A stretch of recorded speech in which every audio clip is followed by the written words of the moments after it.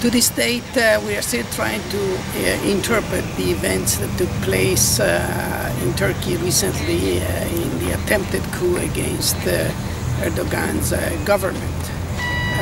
It remains to be seen what were the real reasons for the coup and what the participants or those alleged to be participants were trying to do.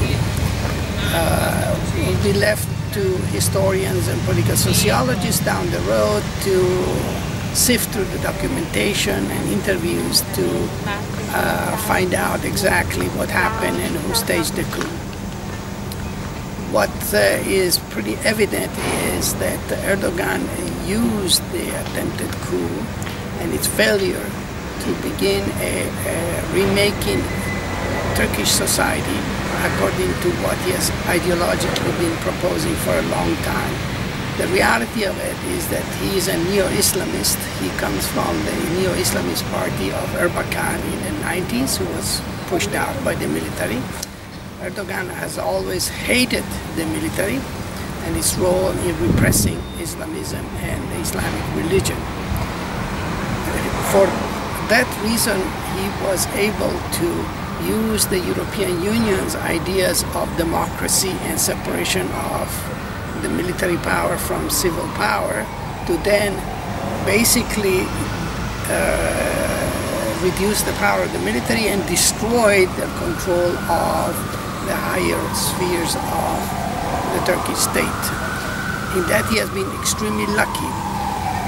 He has an agenda really that seems to have escaped both the American administration and let alone European governments and the EU.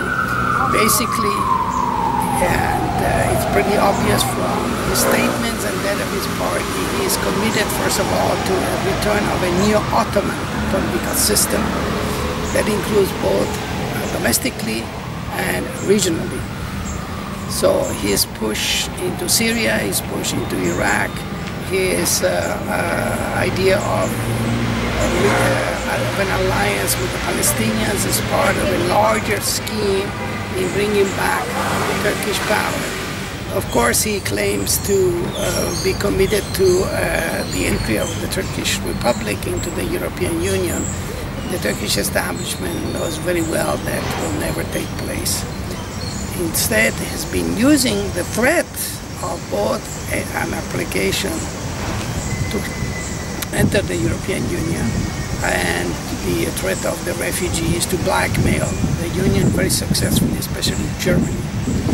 I may add, by the way, that most people don't know why Turkey was allowed to apply in the first place. When Greece applied and got in, the European Union at the time was afraid of conflicts within NATO between Greece and Turkey. So to make the Turks happier, they allowed them to apply to the Union for the future. That's what happened. Originally, no one in Europe was thinking of it. It has, on the other hand, some contingent reason, both for the European Union at the time, the European Community and the United States, to keep the Turks happy because of the Cold War. It's the US that has pushed ever since the creation of the European Union for a possible entry of Turkey into Europe, with the idea that it was a way to show that there was no clash of civilizations. Madeleine Albright, as she managed to destroy Yugoslavia, claimed that the U.S. was out to demonstrate that the U.S. was out to promote not only the idea that there is no clash of civilization, but that there is no problem with Turkey or Bosnia or Albania or Kosovo. As we know, it was a disaster, but that is better left to the historians. The Turkey's Erdogan is not the Turkey that Kemal Atatürk had in mind. The military establishment is what kept Turkey on the path to modernity and secularization. Very simply, historically, good half the Turkish population, we know this from what happened in 1960 or in 1950s, did not particularly care for secularization and the separation of church and state. The trend that took place from the 80s onward is increasing religiosity in the Turkish state and Turkish society. There is a specific reason for it. Very simply, the rural areas of the East, which were very traditional, produce more children. And so an entire generation of people from the rural areas, that includes the Kurdish element, moved to the cities and brought with them the traditional religious values. Very simply, they Islamized the city. That's what happened. It's a question of demography. Very simply, the presence in the city led to a reassertion of traditional Islam. Of course, traditional Islam today serves also Turkish nationalism. So to be a Turk means to be a Muslim. To be a Muslim means to be a Turkish nationalist. So the flag of Turkey, of the Turkish Republic, is the same flag of the Ottoman Empire. So in that sense, there is a continuity.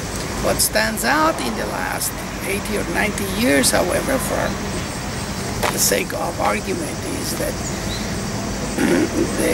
all the religious minorities in Anatolia have disappeared. First the Greeks, then the Armenians, then the Assyrians.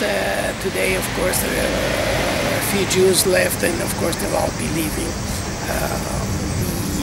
The Turkish state has become increasingly an authoritarian state that is embedded in an ideology of Islamism. And Erdogan is very popular, has been able to use it very successfully. Again, statistically, probably half the population supports him, but he is very good at manipulating public opinion. He's now changing the constitution. In theory, he's only a president. He's not a prime minister. But as it is today, the prime minister is one of his cronies.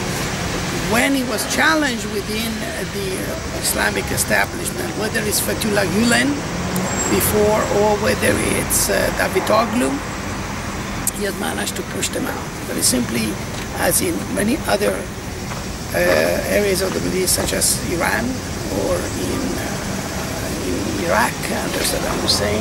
By Iran, I mean Khomeini's Iran. Very simply, the powers that come to seize the presidential palace eventually eliminate internal rivals. I could give as an analogy the Russian Revolution, where eventually Stalin did away with the Trotskys, the Bukharins, and the Zhdanovs, or whoever they were.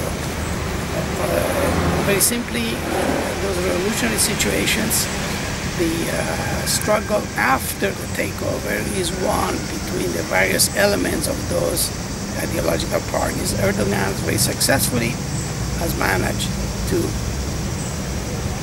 neutralize any potential opposition. Remember, Gulen was one of his allies in the past, and so at the end he turns against him. By the way, there are analogies with Khomeini. He did the same thing with other Islamists. It is very possible that you will see that even within ISIS and other Islamist movements. Now, for a historian, what you see in terms of Islamic developments, there is nothing new. Very simply, way back in the 1880s, the Turkish Sultan got very worried about modernity and modernization, and so he brought back a form of Islamism. Modern Islamism is born in Turkey in the 1880s and in Iran. In the Arab world, the Pakistani world, the North Africa was under the influence of the Turks, so it was never an issue. In Turkey, there was an attempt to modernize. The Sultan became very scared of nationalism, whether it was Greek, Armenian, Bulgarian, Albanian. He was never worried about Arab nationalism because the Arabs never revolted, contrary to what people believe, against Turkish rule. Very simply, there were local revolts, and even the great revolt, Arab revolt that we like to talk about in terms of Lawrence of Arabia, was some Bedouins who wanted more power in the Arabian Peninsula. The Turkish army included plenty of Arab officers, for example, who later on became part of the first political class of the Arab world after 1918, whether it's in Iraq, whether it's Syria and Lebanon, Jordan, Egypt, and elsewhere. We tend to forget that Libya was a Turkish colony.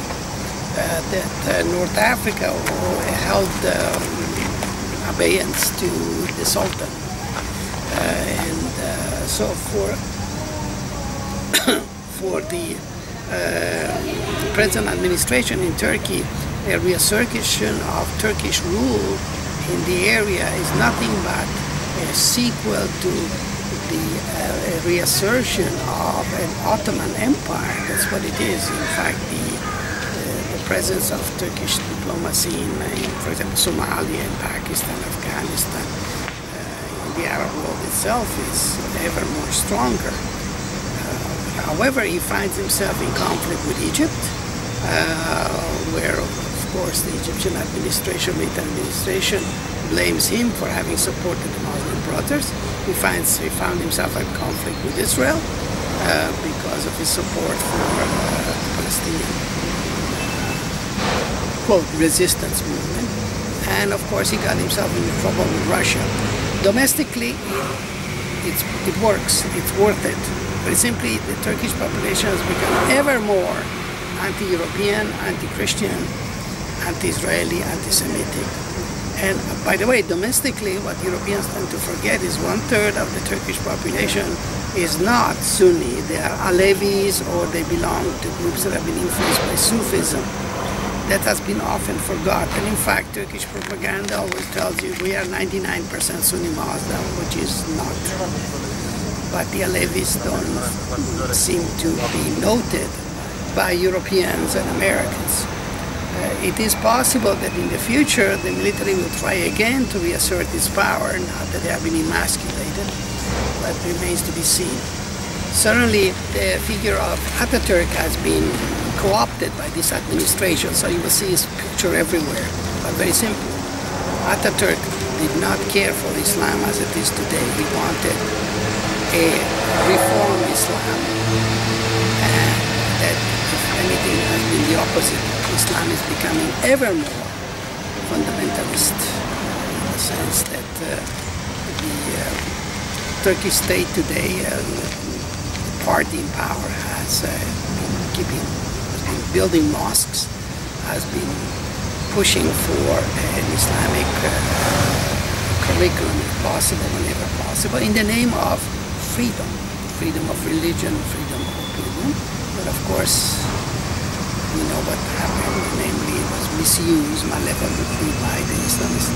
I may add here right away that the trend started in the 1980s, where with Turgut Özal's administration, there was a liberalization of religious laws and allowed more Islamists to enter Turkish society. If one historically has to blame anybody, it's the European Union and the United States. In the name of freedom, and they promoted a liberal agenda which came to be perverted by the Islamists. It's something that's happened elsewhere in the Middle East. It happened with the so-called Arab Spring, where the administration pushed, both the US and the European administration pushed for a liberalization, freedom of speech, human rights, and we know how it ended up. Disasters all along. Today, of course, there is a sober reassessment of the European and American perspective on liberalization in that part of the world. The most we can hope is some degree of stability and some degree of individual freedom, because societies that basically are not going to become European. However much, for example, Turkish elites would like to be European. The Turkish elites that have been exposed to the West are basically Europeans. But the gap between the masses and the elites in Turkey is much larger than anywhere in Europe, the United States, or Latin America, where simply the masses in Turkey of peasant origin live in the Middle East, the Arab East. Okay, basically they share the same ideology. Whereas the elites would like to be in Berlin, England, or New York, and that is the tragedy of Turkey today. That you have a minority of people who who are going to be excluded from the management of the society.